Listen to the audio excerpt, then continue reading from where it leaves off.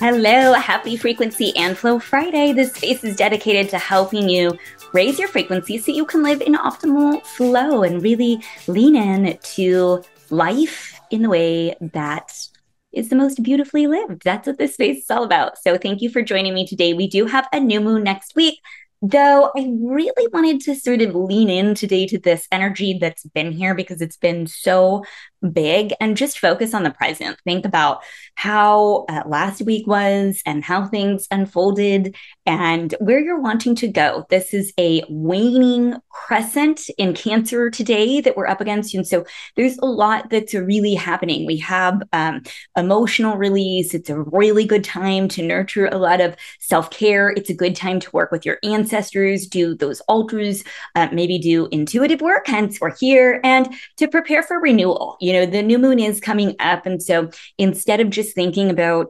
kind of the new moon that's coming, the new intentions, like, can we just be in this optimal self-care space, and just really listen to ourselves? And if there is emotion that needs to be released, work with that. If you are an Embody One member, really tune into the exercise that's here this month if you're still feeling any tension in those areas in your body. Okay, so just choose position 1, 2, or 3. Think about nurturing self, raising your frequency, living in optimal flow.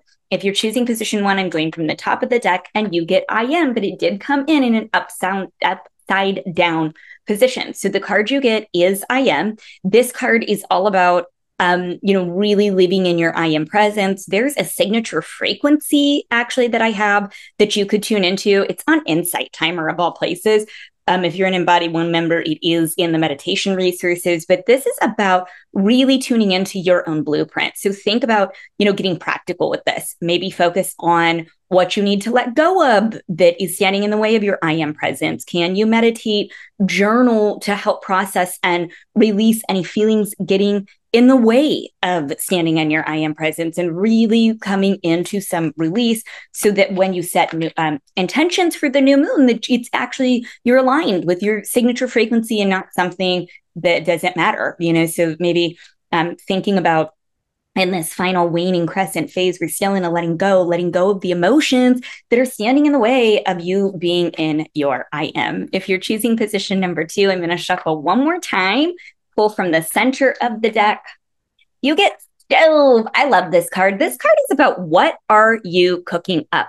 I think one of the things that come to me with this is food is healing too. And you want to look at, the foods we eat. If you're a meat eater, think about how the food is being brought to your plate from life to death, the full cycle. And think about maybe sending light into food.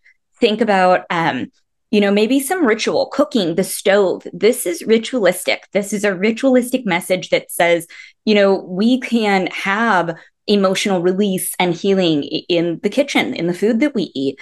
Think about how you can create a safe space, beautiful space in your kitchen to nourish. I know for me, that's a part of my gene keys is in my radiance is the food that I eat, so think about how the stove, the kitchen, cooking something up that's really delightful, how that fits into your life and sending love into everything. If it's not food, is in the work that you're doing, the conversations that you're having, the way that you're talking to yourself, right? What are you cooking up? We're always cooking up something. We can't be in both love and fear at the same time. You're either in one or the other. I would also say it's a really good time to actually clean your stove if you're choosing this position, because that's equivalent to abundance in feng shui. And finally, if you are choosing position number 3, I'm called to just shuffle 2 more times.